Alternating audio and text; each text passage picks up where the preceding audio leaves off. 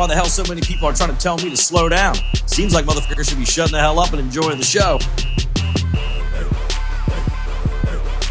Oh, Mr. LetGo. Now, you and I met, we're recording, right? Okay.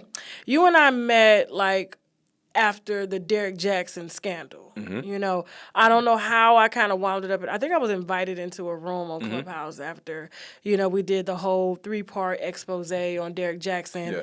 And I think that's when I started following you because I guess you were one of the moderators in the room and you were speaking and stuff. And so I've been watching your stuff and this relationship field, like, you know, we have the conscious community, we have the drama community, entertainment community, beauty community. And then what would you call the community that you're in amongst now I don't want to compare you to Derek Jackson, but it's in the same field or Kevin Samuels. Right. What would we call this field? I would say the relationship field, you know, just something simple. We got to get it another name though, the relationship field. You know what I'm saying? Okay. It sounds like mental health. Like well, actually, in a way, it is mental health because the relationship you got with your friends and your family members and then, you know, with the opposite sex, all of it, in a way, is the same. If you just take the sex out of it, the relationship is somewhat the same. Oh, okay. Well, you got your best friend, you know, your cousin, your mama, your dad. All of these are tumultuous relationships that are in and out, up and down. Sometimes you hate the person. Okay. And then, you know, your dad come back in your life. Yeah. You know, and then you don't, you know what I'm saying? Yeah. And you need your space. It's the same thing with a guy with his girl. Now, how would you classify your, I guess, message? Because, I mean, you unfortunately, I know your Instagram got taken down, but you had hundreds of thousands of followers. And you were doing your thing. Like, you had live streams where I saw with a lot of people, and I was like, okay, he really kind of coming up in the game or already established. I don't know how long you've been doing this, but what would you classify yourself as? I'm an emotional attachment strategist, and some people may say, what? What is that? Yeah, well, I was going to say, what the fuck is that? Yeah, emotional attachment strategist. Okay, go, please. Okay, I've studied in and out, up and down, just like attachment styles. And that's an actual thing that a psychologist in 1970 came up with, right? And most of everybody on the planet is or has been one of 4 attachment styles. Okay. And that is... what are those? You said there's 4. Yeah. So it's... What are those? Yeah, secure, anxious, avoidant, or either disorganized. Codependency wouldn't fall into there? Or is that kind of under one of the tiers that you just said? Well, codependency is a dynamic with somewhat like a narcissist. Or whatever. Okay. So that's kind of like different, but it has a lot to do with the same things. Okay. And once I got to a point where I didn't go to college or whatever, but I just started deep in. That was going to be my next question. Like, because, you know, people are like, well, where is he? A PhD graduate? Like, what makes him this, you know? So, emotional attachment strategist. Okay. So what's the difference between like you and a Kevin Samuels or you and a Derek Jackson? Well, I would say there's a lot of similarities because Kevin Samuels is divorced, just like I am. Okay. Derek Jackson is or whatever, you know, with his girl. So none of us have, to a certain degree, successful relationships, right? So we're not the person to say, hey, look at my relationship, and because of my relationship, you can have the same thing. I think it's the opposite because we have tumultuous relationships or failed relationships.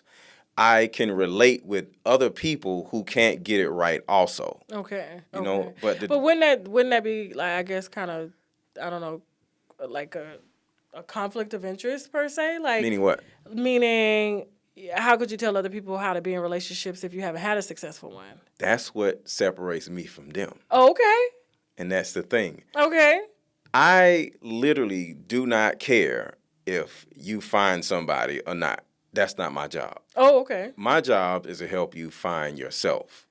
Because I think the biggest problem with people out here is they're simply dating because they are afraid of being alone, tired of being alone, or they're using the person that they're dating as a coping mechanism with just like drugs or just like this or just like drinking or whatever.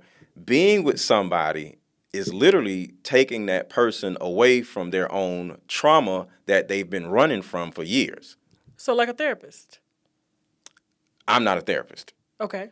But I'm a coach. And that's the difference. I can't say I'm a therapist because I'm not. Okay, so you help facilitate environments where people could, I guess, face themselves per se. Yes. Okay. Right. But you're not a doctor like giving like medical advice or anything. Right. Like that. Right. Okay. Right. Although I'm sure that you probably have ran into a few that kind of need some medical advice. Mm-hmm. How long you been doing this? 4 years. Okay. Mm-hmm. What got you started? Oh, my story to a certain degree, small. Okay. Is we got time. Okay.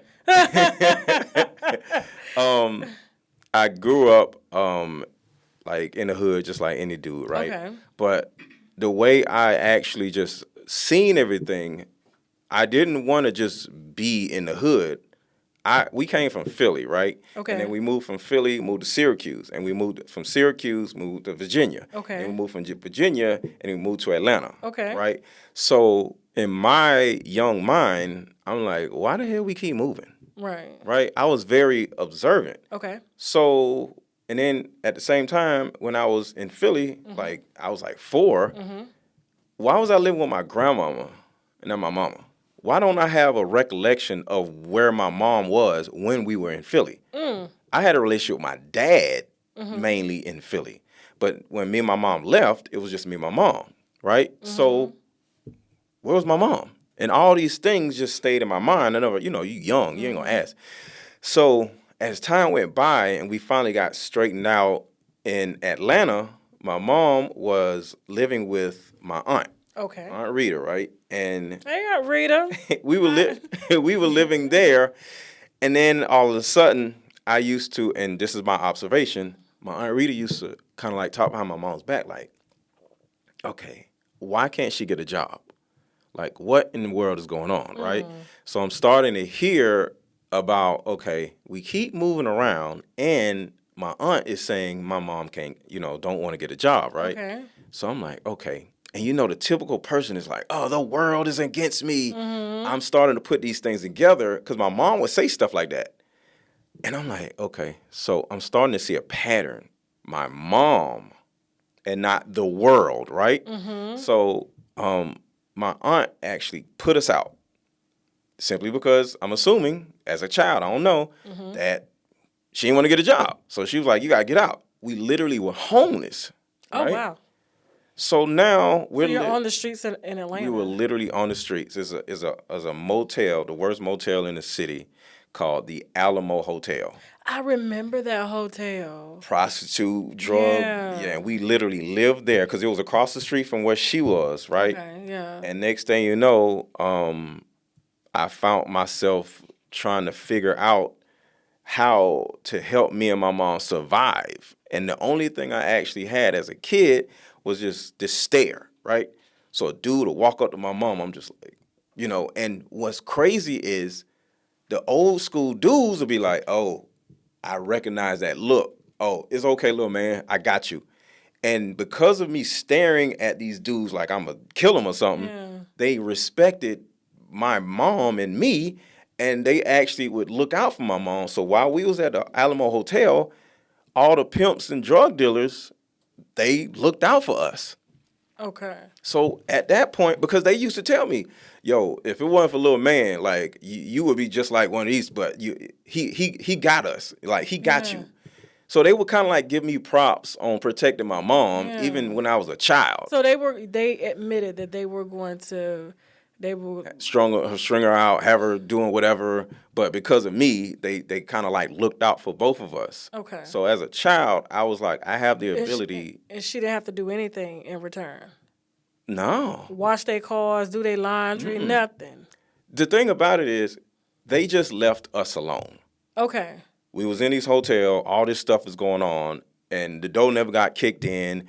They didn't give her money. Look, they didn't give her money. They just left us alone. Okay. So she didn't have. How long were you guys in the hotel?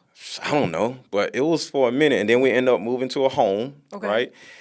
Like a little family home, right? And what was going on, as I'm learning, we was waiting on a Section 8 voucher. Okay. So once she got her Section 8 voucher, Now we moved to the hood. Okay. So through the whole time, I'm observing my mother, right? So we moved to the hood, and to fast forward the story, for 7 to 8 years, I watched my mom, and this is the reason why I do what I do, deal with the same type of dude over and over and over and over again. So a dude will abuse her in some type of way, right? Mm-hmm. She'll kick him out.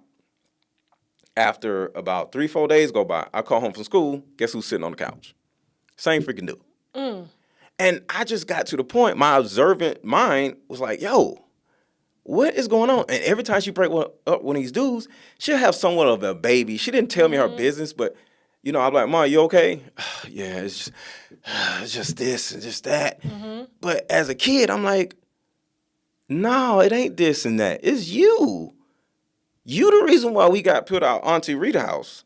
Okay. So you the reason why we homeless, right? And now all these dudes, not all these dudes, within a 7 year, it'll be a boyfriend, but they all were like abusive. And I'm like, the as a kid, the common denominator is my mom. Did you lose respect for her?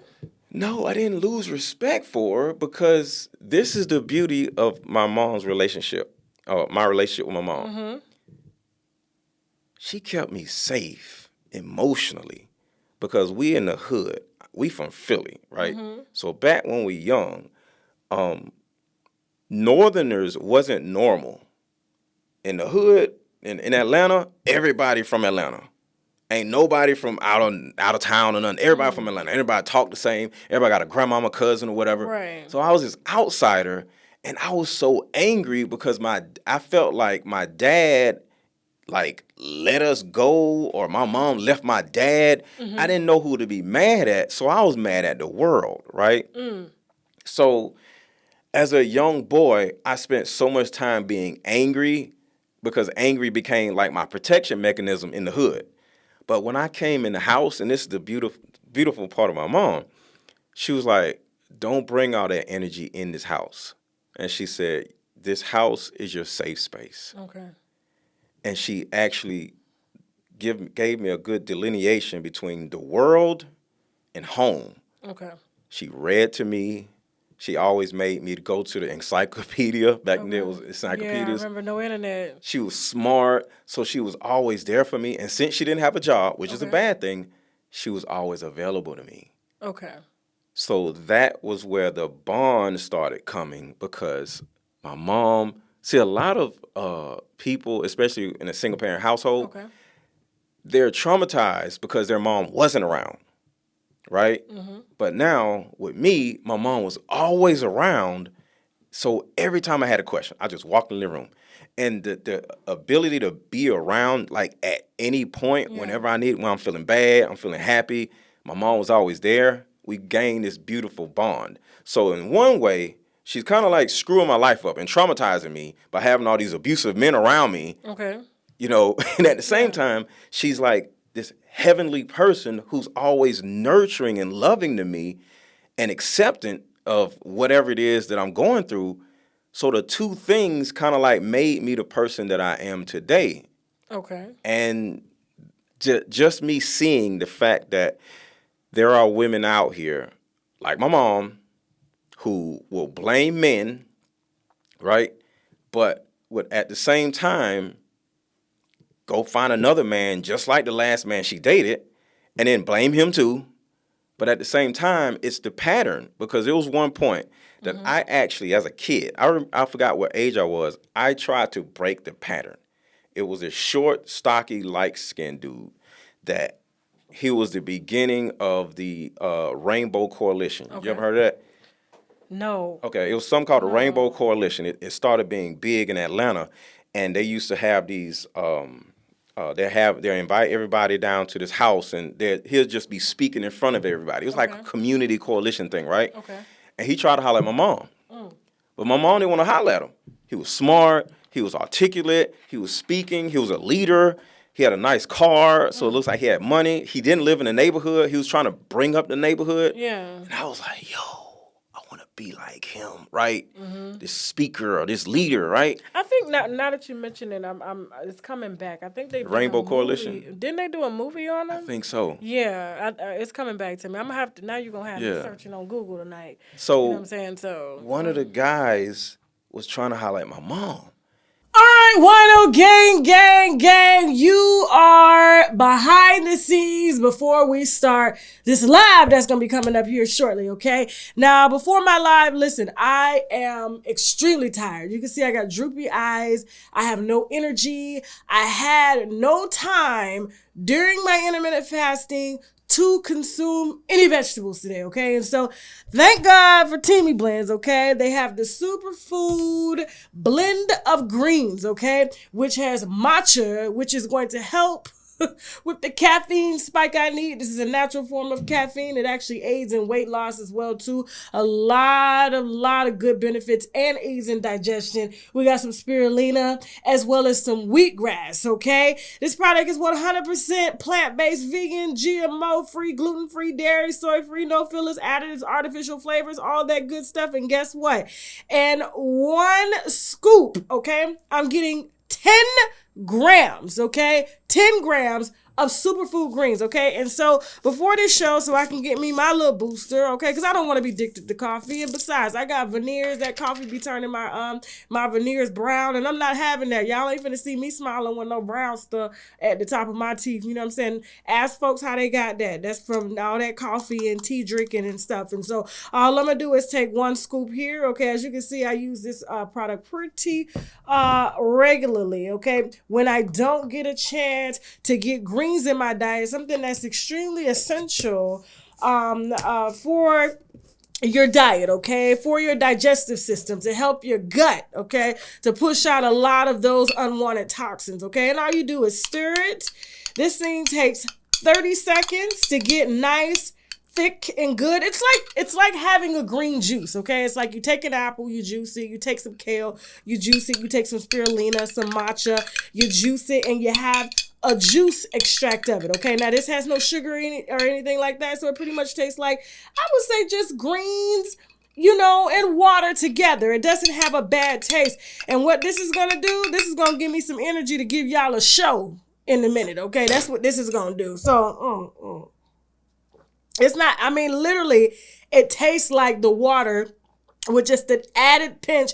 You mostly taste the matcha, okay? But the wheatgrass and the spirulina, you don't taste. Because I know sometimes people are like, oh my God, wheatgrass, spirulina, that's horrible. No, this is actually really, really good. And it's really, really good for me, okay? Because I need that pick me up. Now, before I start the show, I do want to give you guys the coupon code to this particular product that I use pretty regularly, which is about 3 times a week, okay? I'm on my second bottle here. I love it. I don't want coffee back in my diet. I don't want tea back in my diet. Please feel free to use the coupon code below this video, Unwind, and you can actually get 20% off, so you get to try it. And don't forget, Teamy Blends has a whole host of other products that you can choose from, but this is actually one of my personal favorites, okay? They have a lot of products that are my favorites because you know why? They don't have all those added chemicals, those toxins, those fillers, artificial flavors, and everything is plant-based. So they take these products, they take the matcha, they take the wheatgrass, they take the spirulina, and they grind it into a fine powder. So you are actually getting the actual greens in this here, okay? So you're not getting no processed product at all. You could do this at home if you had it, but who has the time these days? I don't. I've been up since 5 a.m. this morning, and I have not slept. And here we are at 8 o'clock at night, and I'm about to give y'all a full show, and I got some extra work to do after I'm done. And don't forget, I got 2 kids as well. I got a husband I got to spend time with, okay? And so with that being said, don't forget, guys, use the coupon code UNWINE, get 20% off, okay? You guys have been asking me, Tasha, where you get this energy? Well, how am I talking so fast? It's because of this matcha, okay? And this is actually my second glass, okay? That's why I'm talking so fast, all right? Now, with that being said, let's go ahead and get to this wine. Bye! And me and my mom were so close. So at this point, you know, she's tired of all these dudes abusing her. So I go to her. I'm like, yo, Mom, what's up with Mr. So-and-so? It looks like he want to talk to you. And she was like, boy, you already know he's not my type.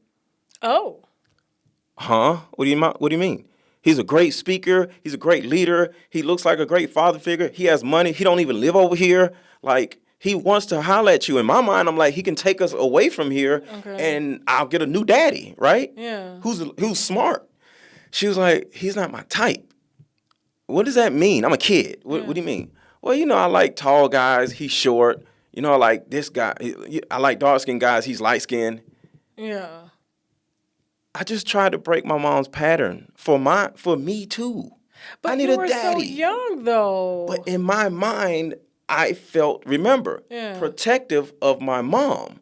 I had the power to protect my mom because when we was at Alamo Hotel, I did it. Okay. Now I'm like 13. Okay. I have more of a power to protect her. So I'm just simply not trying to control her, but being like, yo, what about this?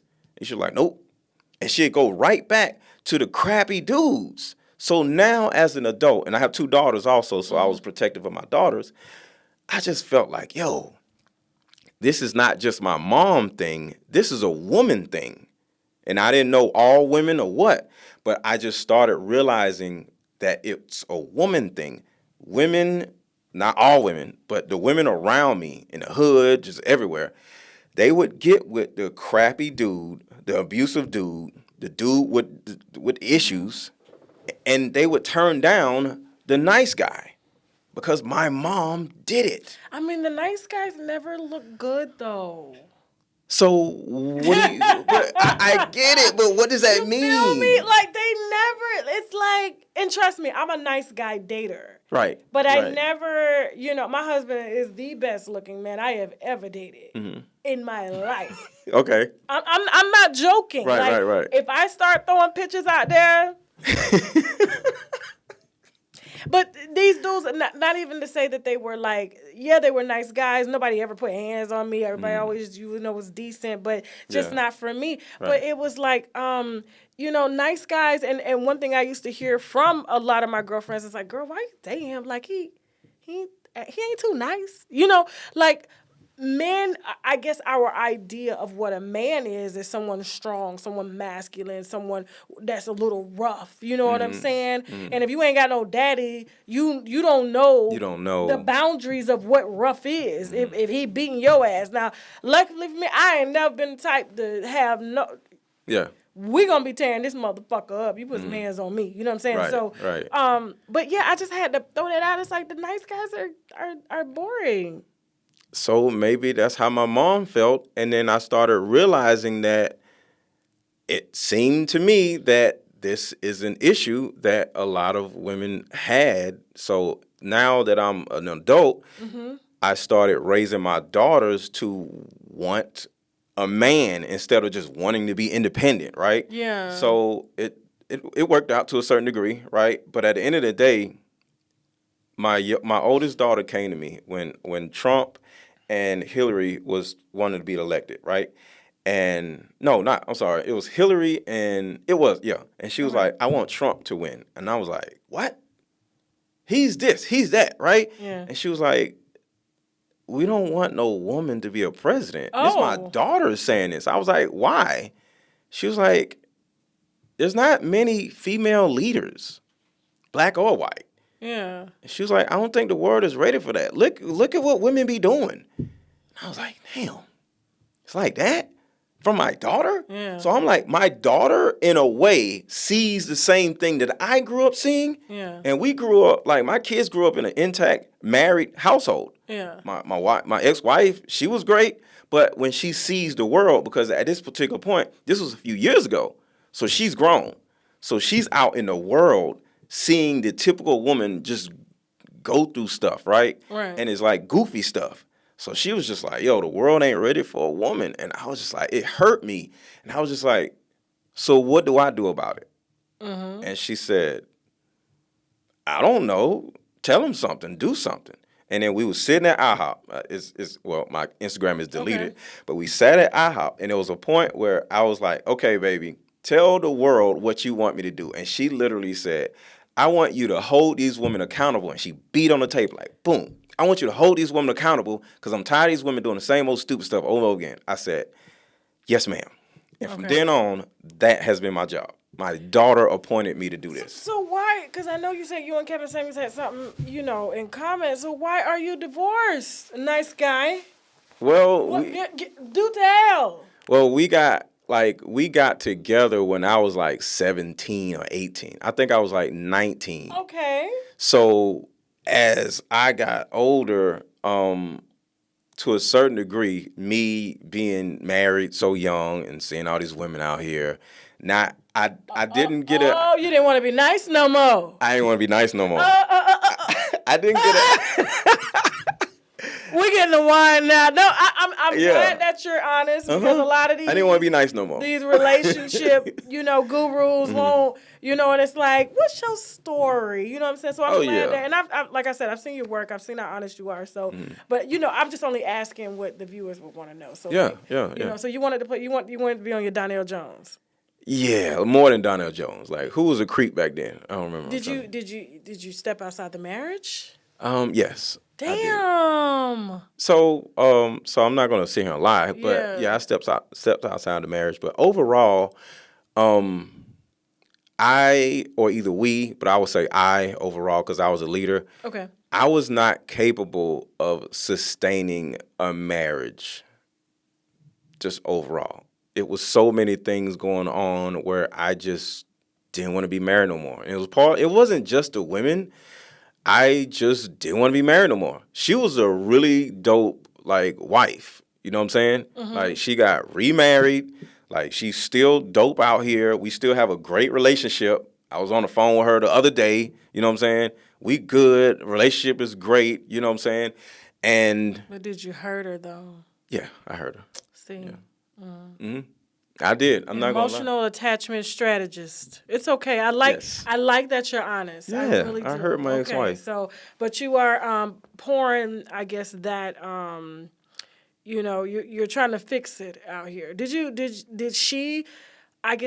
some damage to her mentally? I'm not gonna say I did some damage to her mentally because to me that would be like abuse or something like that. No, I'm talking about I'm never dating a nice guy again. Fuck this. She was I never saw it. Because a lot of times, we never see the nice guys coming.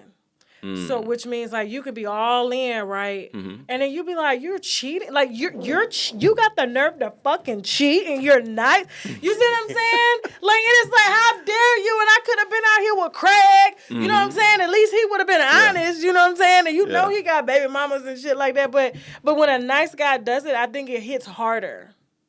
That's interesting. Mm-hmm. So when a nice guy breaks your heart, it hits harder? It does. Because you're under the impression I don't have to go through the bullshit that I would go through normally. Yeah. But it does put, and I'm going to be honest with you, sitting here, I think I wouldn't put nothing past no man, not even my motherfucking husband. You understand what I'm saying? Men typically think if you're alone, and I like to ask this: if you were alone in a room with a woman, and she's beautiful, and you could be single, married, whatever, and you said you stepped out, most men, would you typically try to make a move? I don't necessarily try to make moves. I recognize the energy in the room, and I would see through whatever it is she's saying or doing or whatever, and I'll be able to, in some type of way, read her mind or read her energy, and I would tell if she wants me to make a move or not. And if she wanted me to make a move, I would actually subtly make a move, but I don't really make moves. I just... Okay, so you're a nice guy. I'm not just gonna... Because the nice guys don't make moves like that. I don't...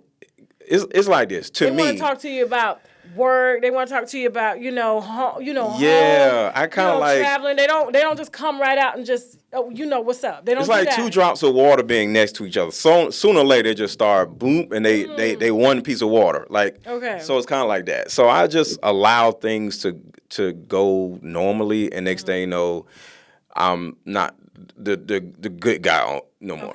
Because I'm not going to marry her. So to me, the good guy is the guy who's going to be like, oh, I want to dedicate my love to you, this and that. No, I did that one time, and I want to do it again, but I did a lot of bad guy stuff between the end of the marriage and now. You know what I'm saying? And now to this day? Not really now to this day. Okay. No, not to this day. I was gonna say because you out here, you hold group sessions and coaching, right, sessions and stuff like that. And but yeah, it seems like a lot of women, they are trusting you, and I haven't seen anybody pop up on the internet yet to expose you. I don't know. Like I told you, I don't know what's gonna come from this interview. You know what I'm saying?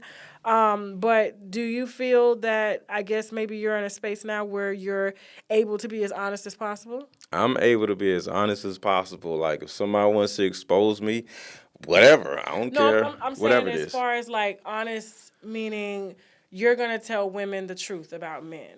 100%. Okay. And that's what I do in my coaching group. It's not really about how to be a woman, because some people who don't join my coaching group, who know that I have a coaching group, they'll sit here and say, what can you tell a woman about a woman? Nothing. But I can teach them about this attachment theory that I did not create. John Bowlby created. So I'm not going to be the type of person who's going to like take somebody else's stuff. So that was John Bowlby who actually created attachment style. So what we do is we go through different books. Like one book is called Conscious Parenting. A lot of women are parents, right? And even that book can help you understand your own parent as an adult instead of just your kid. I'm going to have to read that book. Yeah, and there's another book called Adult Children of Emotionally Immature Parents. Okay. So we go over different books of the month, right? So I go through the book. Okay. And I'm not the person who just knows everything, but I read a lot of books. So is it a place where you facilitate? I facilitate. Okay, and can men join this group? Not this group, because the reason why is because when you're dealing with women who are either broken or trying to get their lives back together, the last thing they need is a fox in the hen house. Because I know dudes, I know niggas. They're going to be like, so you ain't smashing none of your members? Not one. Never, ever. You ain't thought about it? No. They ain't tried to smash you? No. How would a woman try to smash me? I don't really. I'm just saying, like, these are women from all over the world. What? They ain't try to throw no pussy at you? How? Okay. You ain't never had a woman throw pussy at you? Not in the same room? What do you mean? Like what? What do you mean? They like do it at church. And like sitting down, the pastor could be preaching and they sitting over there. And next thing you know, his eyes zoned down. Look. I'm going to see you at, Calandra. Calandra, I'm going to need to talk to you later on. I got a missionary event I want to talk to you about. To be honest with you, I'm sure it has happened. But and I'm not going to say this as official because dudes don't really say stuff like this. But when I see you as a friend or a client or something like that, I'm no longer attracted to you. Now, if I'm not around these women on a normal basis, so if I had a client that had a fat ass or whatever, I'm not going to say I'm not going to look, but I'm not going to try to look because I know that's a client.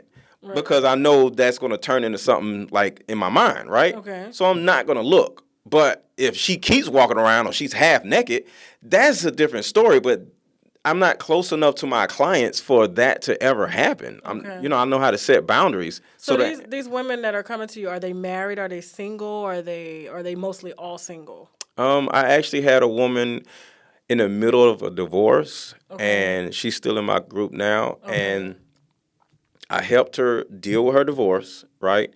And I helped her deal with, the fallout from the divorce, right?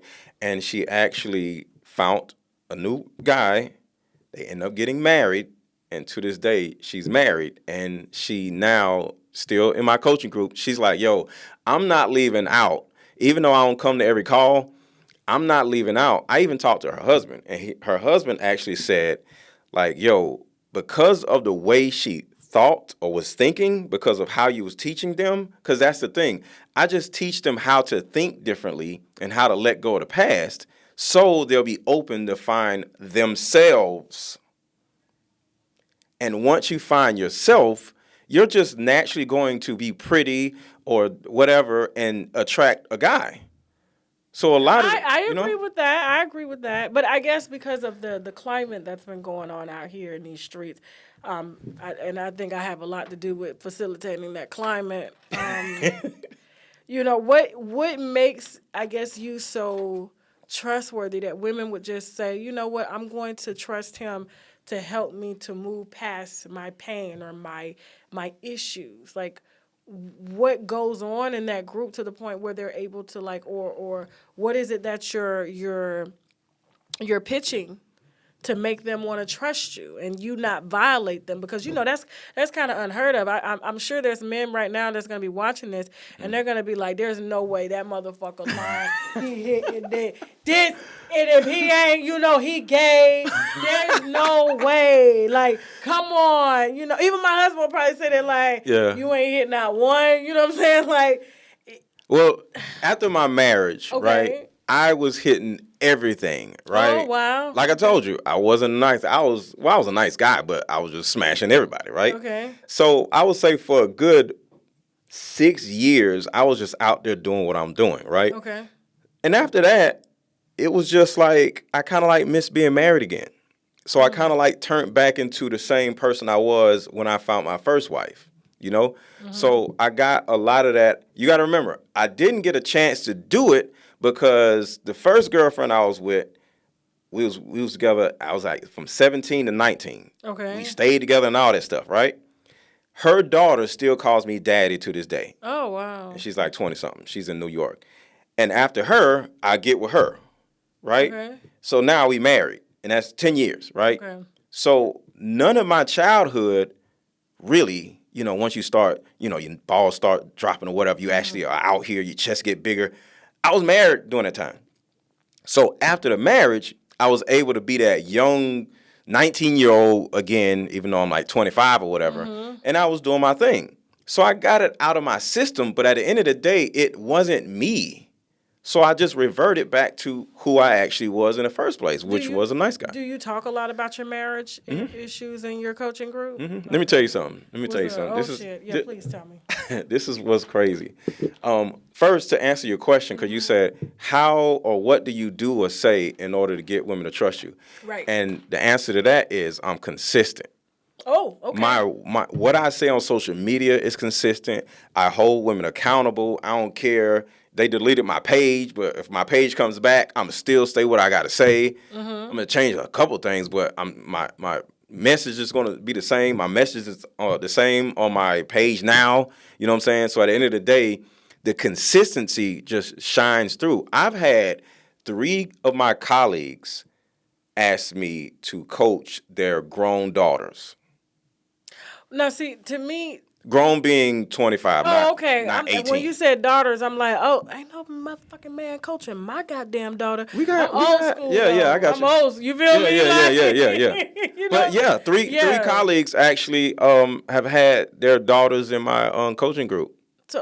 So just think about that level of trust. And have they gotten, like, I guess something out of the group? Have the girls been, so they like it, they want to stay? So it's not all about staying. You get what you need. And sometimes the things that we talk about, the woman or the whoever, the young girl, the daughter, the divorcee or whoever, sometimes they aren't ready for the things that we talk about, because when we go back to our childhood, right? Like, and then at the same time, I'm not a therapist. I just want to say that. But when we talk about our childhood, sometimes women don't want to go there because we all have our different horror stories, right? Right. And sometimes if they're not ready to go there, they'll leave out the group, and I'm cool with them. Yeah. And then they'll come back. Okay. Or they still on social media. We still follow each other or whatever. So, So are you? So you're not preparing women to be wives. You're preparing women to be independent. No, I'm preparing women to be in a position to be acceptant to a husband. Okay, so what is this big hype? And I guess, coming from me, they're probably going to be like, really, Tasha? What is this big hype about everybody wanting to get married and just be housewives and just be, what is this hype? I don't know. Because like I said before, I don't care I'm not here to help you find a man. I'm here to help you find yourself. Okay. And once you find yourself, once you start walking different, thinking different, just operating different, talking different, being in a different environment, setting boundaries, different things like that, you're going to attract a different type of person. So essentially, these women are coming to you, I would say, to find a husband. Okay. Yeah. Yeah. To you may not, but right. for me, watching what you do, watching what Kevin Samuels does, watching what Derek Jackson used to do. I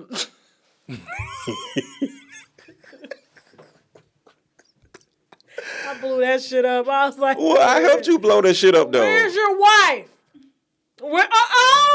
Now you want to show her. Tasha, we was both in the same clubhouse room, and we got him out of here. Yeah, I'm leaving.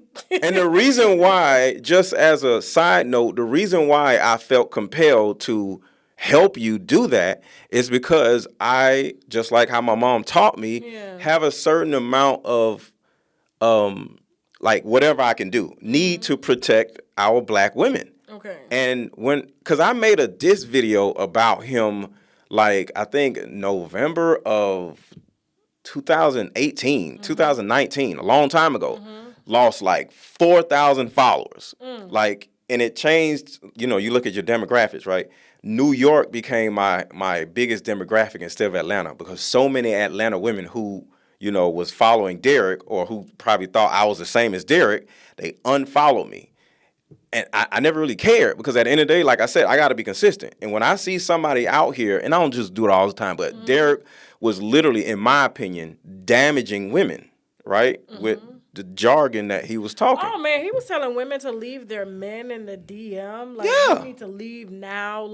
That's not something I would accept. But yet, he's, fucking around on his wife and begging his wife to stay. He's telling me to get up to Mike. And begging his wife to stay. It was just, the hypocrisy for me. So you're not doing that. You're not begging women you're not telling women to leave these men. You're not giving no type of relationship advice at all as to what they should do in relationships with other men. Well, I'm not going to say I don't give relationship advice, but that's not the point. So, yeah, I do give relationship advice. I actually instruct the ladies in my coaching group to be what I call a cat. What the fuck is a cat? What?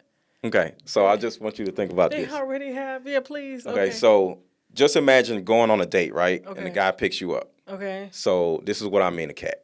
When a cat, and I'm not saying women are cats or whatever, right? We consider cats, what the fuck? The difference between a dog and a cat, when you're about to fix the dog the food, right? Okay. The dog is jumping up and down, wagging and doing all this, barking and stuff. A cat is just and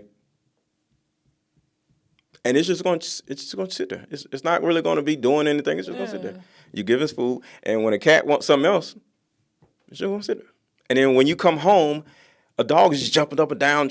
A cat is going to be on the windowsill chilling. A cat ain't thinking about you. A cat is going to give you your space when you come home. And once you sit down, and once the cat sees that your energy has kind of slowed down and you've decompressed from your day, what does that cat do? The cat do? Come rub against your leg. Rub against your leg, comes on your lap. And that is what being a cat is. So, when you get, say, y'all just pull up and y'all about to go into the restaurant, right? You get out the car, your head pops up from one side, his head pops up from the other side, right? You don't start walking, you just look at him. Let him direct you, right? Because it's about observation, because that's what I'm very good at, because I've been doing it to my own mom. I've been observing, right? So I teach a woman how to observe instead of trying to lead and try to control. Let him control and see if he has the ability to control. So just watch him, just like a cat. And then he walks over here, you walk, and see where he positions you when y'all walk to the restaurant. Does he walk on the outside of you, or does he allow you to walk on the outside of him? If he allows you to walk on the outside of him, that's observation number one. And as you keep walking into the restaurant, you go to the door. You don't hold the door. You look at him, right? And see if he grabs the door, or is he going to be like, won't you? So if he is confused, now you see he may not have a lot of home training. Open the door for the woman. When you walk inside of the restaurant, what do? Let him lead, right? to see if he knows how to like operate in the world. Can he command the room? Like I can get a table without standing in line. I could just walk up, and my demeanor would make a woman or the person in front think I'm somebody, and I'll just say, hey, I need a table now. I don't really want to wait. Is that okay? And I'll just look at her, and she'll be like, not all the time, but she'll say, okay, let me see what I can do.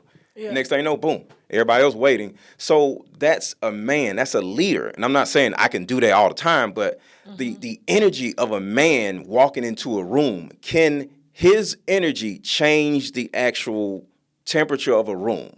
Because I look at myself like I'm a thermostat. I'm a thermostat instead of a thermometer. Okay. Right? See, old school, my mama just told me, this is probably the best advice she ever gave me, ignore a nigga. Ignore him? Yeah, like when you don't pay a motherfucker no mind, that's when they pay you attention. Men, and it like literally, you've kind of broken it down in a way where it's like you've made it where you can touch it, okay? Yeah. But for her, educating me, it's more so like, don't be all up under a man. Don't do that. Don't be blowing up his phone. Just like a cat. Right. She's like, trust me. The stiller you are, the more they come. Just like a cat. You know what I'm saying? And trust me, they come hard. And so when I got that, dating for me became easy. Now, this was 16, 17, 20 years ago.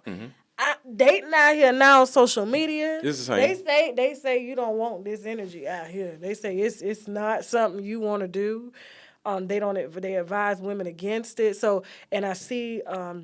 I guess this idea of singles and red pill groups and all types of shit. I'm like, what is all of this? Like, what happened to your grandmama and your mama them and your uncles them telling you, or you meet a guy, you take him around your family, they tell you if the nigga ain't shit right there. You know what I'm saying? Yeah. They know how to look. Or if they invite him in, man, he cool, leave him alone. You know, that's how I figured out. But you know why though? If a man was like, okay, you know. Because grandma was able to observe. See, I think women spend so much time trying to control the narrative, trying to stop him from hurting her, all this other stuff. They feel this need to control everything, right? Yeah. You know, if he, like, imagine being in a car with a guy, right, and he makes a wrong turn. I instruct the women that I coach, let them make the wrong turn. Hey, man, listen, we got somewhere to be. We got kids at the house. I'll be like, why the fuck did you go? Listen, there's a GPS. Why y'all don't like to use a GPS? To me, I think that's just being petty, and y'all know it pisses us off. But look, when you ride around looking and don't know where the fuck you going. Because here's the thing. You want to learn as much about a man as you possibly can in the least amount of time. So if he is lost and y'all on date number 4, this is an opportunity for you to sit back and just see if he can figure his way out of a paper bag. It's so frustrating sitting there, though. My husband, he refuses to use a GPS, and I'm like, can we just turn on? I got it. I know where I'm at. And he eventually gets out, but it's so fucking irritating because it's like we're very practical. Like women, y'all probably don't, but there's GPS there. Why you got to be all difficult? And I think it's like a manhood type thing. Like, I don't know. Maybe it's like we're less than a man if we can't figure this shit out. We enjoy the world. Like, it's nothing wrong with getting lost. There's nothing wrong with going the wrong way. It's nothing wrong with being wrong. Well, I feel that... Because, y'all love being right. We okay with being wrong. No, but, like, women... we have households to manage outside. Me, I manage a career. I manage households. And then I have people that I work with, right? So there's 3 type of phases. And I have my family, like my... So I don't have time for a lot of mess up. Why? Shit gets behind, and guess who's bringing it up to speed again?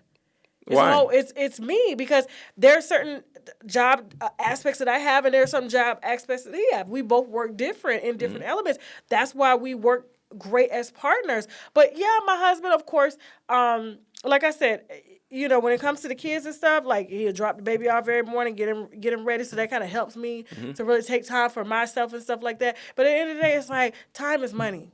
You feel me? No. Yes. No. Yes. Time is not money. Listen. Time is more important than money. What do you? Time is not money. Time and money are two different things, and time is more important. Fuck money. First of all, I get this money. I got time to play.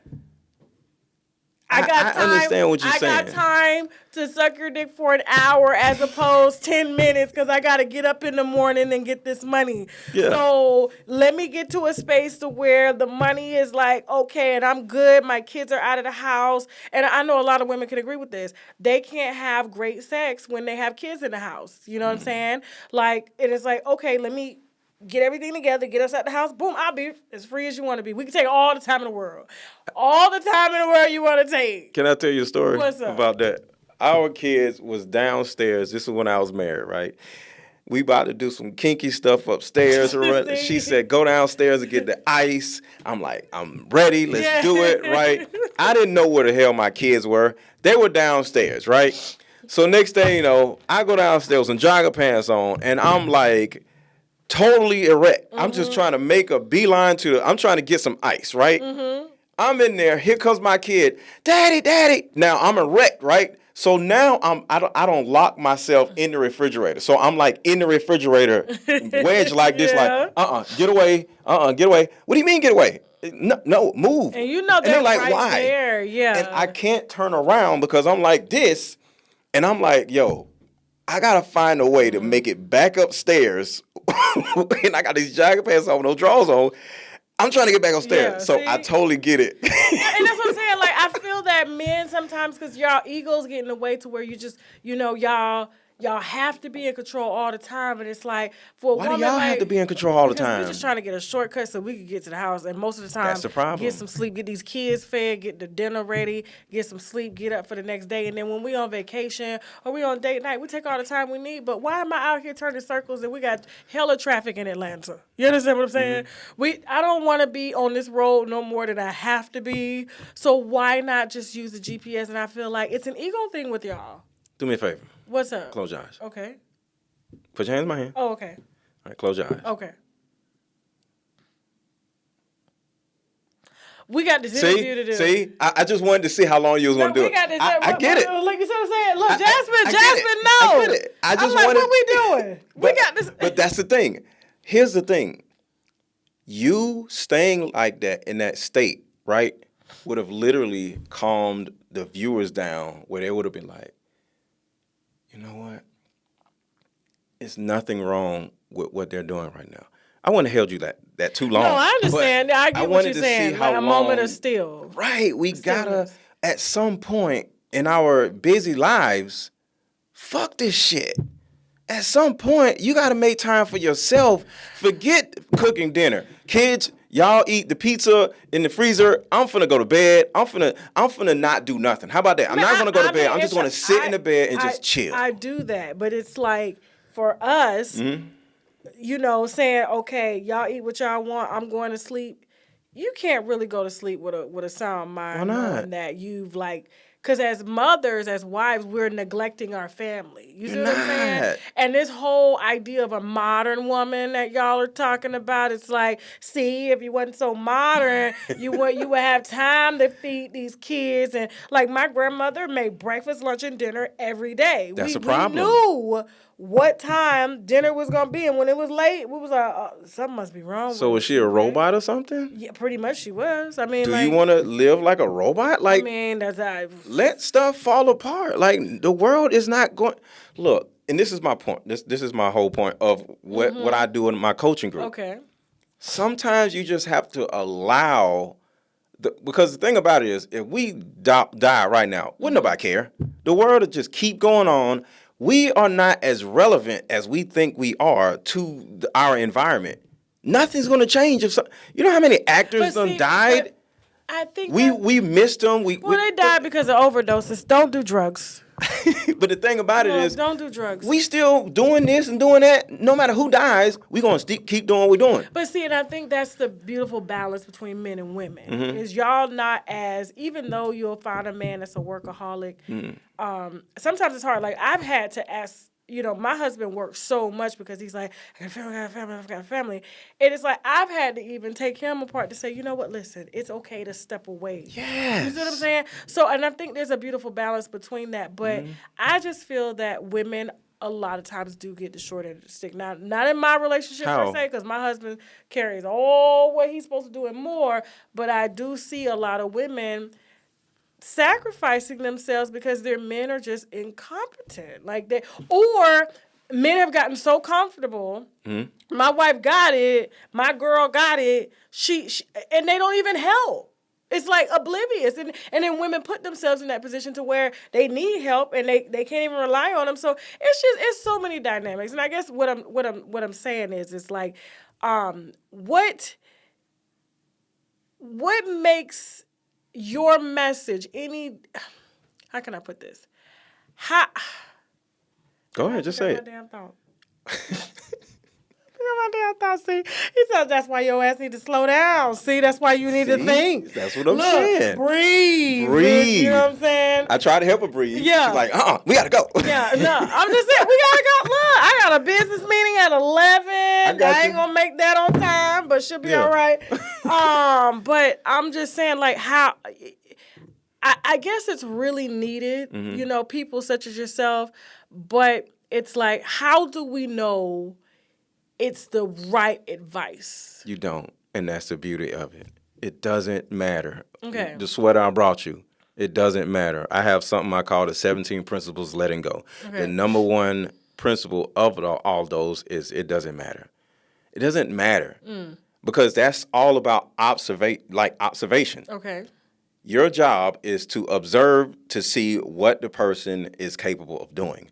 But a lot of women, y'all don't take the time because y'all are so busy trying to control everything. You don't give an opportunity for a man to show you what he's capable of. Like, as an example, let me give you an example. Go ahead. No. I had a girl I was seeing, and I went to take her to the shooting range, right? Mm-hmm. And I have a AR-15, right? And she was like, "Oh, I know how to shoot one of those." I didn't argue with her. I was like, "Oh, okay." And we just went. And I took it, and, the clip was out, the bullet was out, and I just gave the whole thing to her.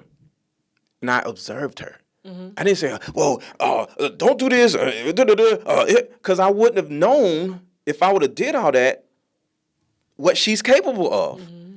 But once I just gave it to her and observed her and just breathed and like, all right, she ain't gonna shoot nobody, whatever, just, here you go, boom, here's a clip, here's a bullet, and she's like, clip, boom, took safety off, blah, blah, blah, blah, blah. And I was like, whoa, that was dope. Mm-hmm. Imagine the experience if it was the woman and I said, I know how to do something that she don't think I know how to do. Mm-hmm. She would be like, you got to do this. Do. And I would have been like, yo, I know how to do it. It would have been frustrating. Simply just letting go, keyword letting go, of this need to control everything will actually show you that there's other people around you that can actually handle the things that you're in control of. Mm. Okay. I mean, you got a point, Darren. Yeah, you Be a cat. I don't know about being no cat now, but yeah. The viewers have been begging for these segments, okay? Mm-hmm. And so I think we're going to do a lot more shows with you, and just kind of break a lot of stuff down because I'm telling you, my daughter tells me, she says, "Mommy, there's no hope out here." Right. I said, "What do you mean no hope?" She's like, "I'm never going to be able to date or find the love that you and Daddy have because everybody's on Instagram. Mm-hmm. They want to, they want an Instagram girl." And I'm like, my daughter, we actually don't. I'm like, "What is an Instagram girl?" But my daughter, if you see her, I'm like, I would never tell her this, but I'm like, well, Tati, you're kind of not that she has those characteristics, but that, I guess, that physicalness that they're looking for. I'm like, but we don't want the physicalness. And I told her that. I was like, Tantu, your mom has never had an ass your entire life. And you're married. It's the not chicks even about that being don't married, have the asses and all that, those are the ones who end up getting married. I've never had issues with no man has ever said, well, damn, you don't have an ass. Like, if I even mention, like, man, I ain't got no ass, why are you even worried about that? Ain't nobody talking about your ass. Like, it has nothing to do with that. Like, and so, and I think there's more conversations that need to be had. And, my viewers hate me because I love guys such as yourself, okay, that are honest, that are telling the truth. And they hate that I love Kevin. You know what I'm saying? Yeah. But I'm like, but listen, he's spot on. And I really Shout out to Kevin Samuels. I feel that there's a space that's needed to advocate for men, because we as Black women especially, we're how we're treated. We're the lowest. We're the last to get through the door. We got to fight the hardest to get through the same doors that some women can go through simply because they're racially ambiguous or they're light skinned or their hair texture is different and stuff like that. And so, but for me, that's really never been my experience because I've never viewed myself as less than someone, right. But I do see it going on amongst my peers. And that's their view of life because they feel that when they look at and they see, but besides the point, I do feel like there's a space that needs to be facilitated for women and men to get along. Right. And although you may think that you and Kevin are different, I feel that your messages are the same. He's just a lot more harsher when it comes to... People say I'm harsh too. You're harsh, but it's not like... He just... Get the fuck off my show. Like, right. You see what I'm saying? Like, I've never seen you do that. Yeah, I actually... want the woman to actually learn from her mistakes or whatever. I'm not going to tell you just get off my show. I'm be like, send me a DM. You don't figure that women, there can be a stage where it's just no hope for a woman and she's washed out, she's done, she's given her best years to everything. You don't feel that way. No, I don't. So you feel like there's hope for anybody, and anybody can find themselves and find love at the same time, no matter what they've gone through in their life. Because at the end of the day, it's about looks. Right. Looks are important, right? But if you do maintain your looks, your age isn't a problem. Your looks is usually the problem. Now, what if they don't maintain their looks? Ain't no hope. They got to buy a cat? Well, yeah. Let me just say this, because I know we got to go. Buy a cat, look. Okay. But I say be a cat. Okay. So this is my thing. A woman is chosen by her ability to maintain herself and the things around her. So if your maintenance is an issue, you're not going to be able to maintain anything in my life for me or with me. So if you can't maintain your weight, and if you can't maintain this, or you can't maintain your kids... There's big, beautiful women out here, though. That's not the point. I'm talking about maintaining. Okay. And this is what I'm saying. If you were this size at this age, right? Because this is what's crazy. And this isn't for everybody. But if you were in the 12th grade, right before you started getting a job, making your own money to feed yourself, keyword, feed yourself, and then by the time in two years after you graduated, you done blew up and you ain't had no baby. That means the first opportunity that you really had to feed yourself, you went overboard, and now you get what I'm saying? But the thing about it is, because that's what happens with a lot of people. You got to be able to maintain who you were at some point. It's about maintenance. I guess in short, and if you want to shorten up what you said, it's like, my husband and I talk about this all the time. Like, women want babies, right? And my thing is, the biggest thing that we struggle with mentally is our weight after we have babies, because it does alter unless we're just naturally just thin. And I did say no baby and you gain weight. So my thing is, it's like we have this saying, well, she's only a baby away from being obese.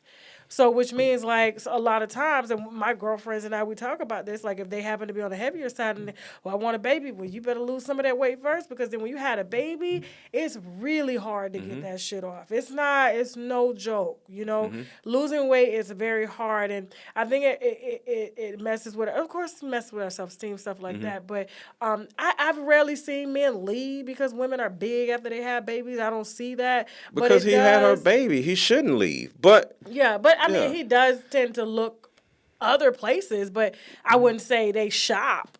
You see what I'm saying? Right. Well, you know, my wife used to be, but this is how, and you know, you start to get that. But there's so much that we can really dive into. And like I said, I'm excited that you're here, and I will definitely be inviting you back on the show multiple times to cover this because we are going to open a space and facilitate and let these viewers kind of come in because I want to be able to interact with the viewers the next time that you're here, like have them on the screen, right, and let them kind of ask questions to you and you know, stuff like that. And so, and others such as yourself. So, and I do want to put out, if you are in the same space, okay, health, wellness, relationships, please feel free to email me.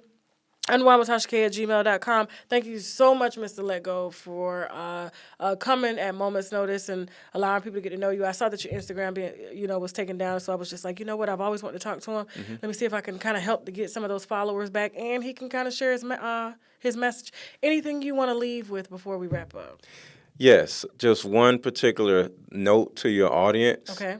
The key to gaining control is to actually give it away. And I'll talk about that another time. That just made me nervous. Woo! Okay. But my Instagram got deleted. That used to be Mr._LetGo. Hopefully I get it back. But my new Instagram page is I am _Mr. LetGo. On TikTok is I am _Mr. LetGo. How are you doing on TikTok?